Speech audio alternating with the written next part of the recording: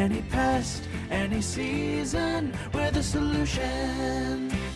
Welcome to today's edition of the Pest Perspective. Now, this is a very special episode because we are introducing my son and Hadassah's younger brother, Solomon Hess, who has been working to compile a list of several facts about cluster flies that we hope you'll enjoy, and also that will be educational. Now, if you're in need of pest control, you can always reach one of our offices at 1-877-999-BUG-X. I hope you enjoy this edition of the Pest Perspective. Call 1-877-999-BUG-X. Hi, I'm Solomon Hess. And I'm Hadassah Hess. And welcome welcome to the the Pest Pest Perspective.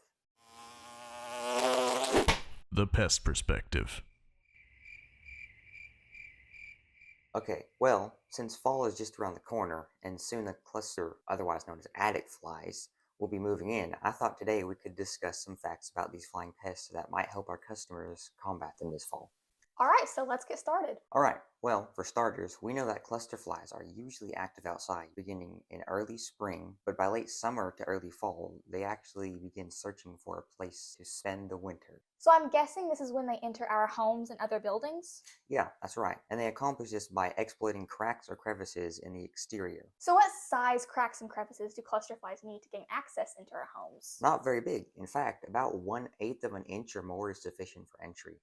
And once they are in, they remain until spring. So is this why homeowners will often see them all winter long? Yeah, because on warm winter days, they become active and can make their way into your living quarters. Well, that's terrible. Yeah, especially when there are lots of them. But once winter is over and spring arrives, they leave their warm winter home to repeat the life cycle again. Okay, so for the second fact, Polynesia rudes, like other flies, will go through complete metamorphosis. So that's the 4 distinct stages, right? Yes, egg, larva, pupa, and adult. The eggs are typically laid near earthworm burrows or other small holes in the ground.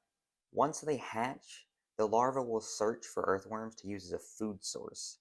Once attached, they will feed for about 2 weeks. So are they parasitic? Yes, at least in the larval stage. Once the stage is complete, the pupal stage will release and stay underground for another 1 to 2 weeks before emerging. And they emerge as adults. Right. And then these newly emerged adults may also lay eggs so that the cycle might repeat as many as 4 times per year. So what happens when the weather starts to cool? So the last generation of emerging adults will not return to lay eggs. Instead, they will begin searching for a warm place to spend the winter. And that takes us back to our first fact. Absolutely. Flies invading your space in the early autumn. They might find areas in your attic, basement, behind vinyl siding, inside the walls, or other similar areas in your house. Yeah, and that's what makes it hard to treat for them once they're present, right? That's right.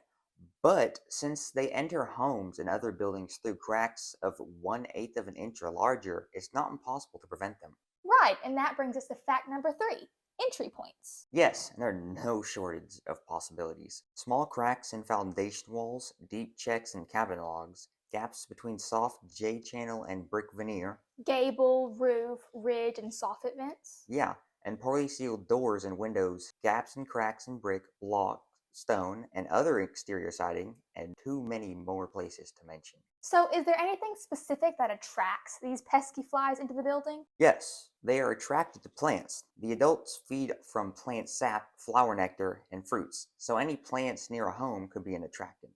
So then, is there any specific side of a building they are more attracted to? Absolutely, the side that gets the most sun. I see, which is usually the south and west facing sides, correct? Right, and if there are plenty of plants for them to feed on that side, there will be even more reason for them to seek out your home. If sunlight, food, and shelter are all found in the same place, that's the perfect area for an overwintering cluster fly. I see. So tell us then, how do you tell a cluster fly from just any other fly?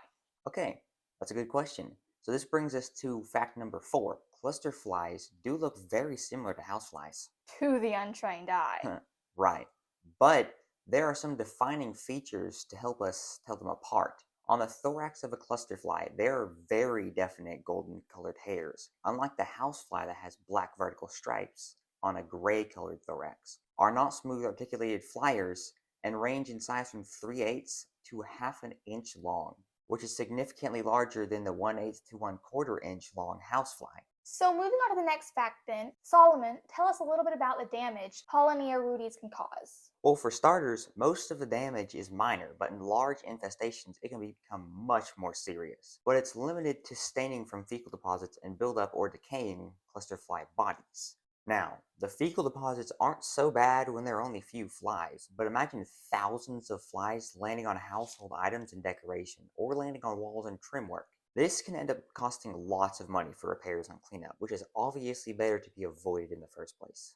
Right, and that brings us to the next fact. What can be done to prevent them in the first place? I'm glad you asked. Preventing Paullinia rudis, or the cluster fly, is something that can be accomplished with a little elbow grease, some knowledge, and the right tools and materials. So where does this start? It starts by sealing up cracks and crevices around your home or other property. So how small do we have to be concerned about? Well, as I said earlier, anything 1/8 of an inch or larger is considered an entry point for cluster flies. So we may have to think small and work our way up from there. What can these cracks and crevices be sealed with?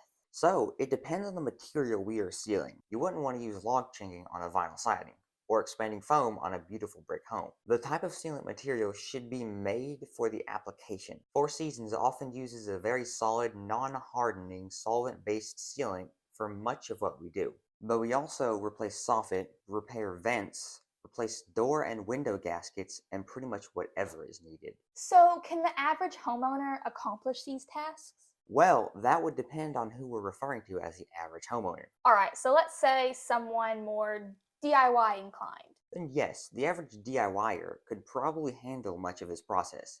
But we should emphasize that our technicians are trained professionals who know what to look for, where to look for it, and how to keep pests out. Right, and that's knowledge we don't have time to discuss in this short video. And that's why Four Seasons Pest Solutions offers a pest exclusion program for every budget. Yes, and for every home, commercial or industrial property.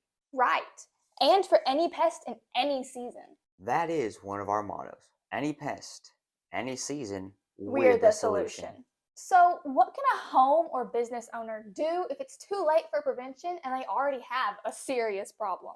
Well, it may be too late to prevent this year's infestation depending on when our audience is watching this video, but prevention is never out of the question. We may be preventing next year's problem, but prevention is way better than the cure. Okay, so what's the cure? With cluster flies, it's time. Time is the cure. The flies are going to leave come spring. Yeah, but what if they're a real aggravation right now and the customer doesn't want to wait until spring? Yeah, I wouldn't blame them for not wanting to wait. However, once the flies are there, it can be extremely difficult to entirely eliminate them.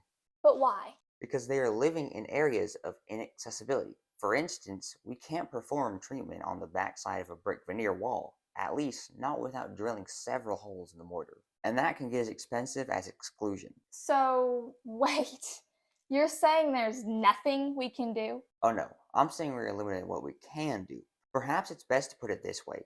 We have several methods of treatment we can perform. After an inspection, our team could determine the best course of action and implement that regimen of control. But that control will be to reduce numbers instead of fully eliminate them, since, like I said, we can't always access their harborage areas. Okay, so we can provide relief, but it may take several treatments and will always end in pest exclusion if the customer wants true and lasting results. Right, and that's why everyone needs a team of experts like Four Seasons Four Seasons Pest to Solutions. provide all of their pest control needs. Right, and because we provide exceptional results and work to educate our customers, it puts us a good several notches above all the competition. Right, and of course, those reasons are why everybody says It's good to have Four Seasons on your side.